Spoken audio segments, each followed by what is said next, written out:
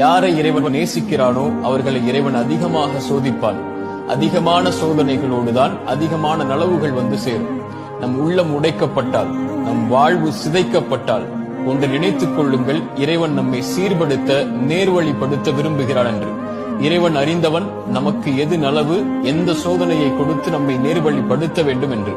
இறைத்தூதரிடத்திலே கேட்கப்பட்டது, அதிகமாக இந்த உலக வாழ்வில் சோதிக்கப்பட்டவர்கள் யார் என்று. இறைத்தூதர் சொன்னார்கள், பாவிகள் என்றல்ல, குற்றவாளிகள் என்றல்ல, நபிமார்கள் என்று. சோதனைகளால் நம் வாழ்வு சிதைக்கப்பட்டால், உடைக்கப்பட்டால் ஒன்றை மட்டும் பதிய வைத்துக் கொள்ளுங்கள், இறைவன் நம்மோடு இருக்கிறான். நம்மை ஒருபோதும் அவன் கைவிட மாட்டான். இறைவன் நமக்கு வழிகாட்டிக் கொண்டே இருப்பான். நம்முடைய சோதனைகளில் அவனுடைய பாதையில் பயணித்தார். Download share chat. யாரை இறைவன் நேசிக்கிறானோ அவர்களை இறைவன் அதிகமாக சோதிப்பான்.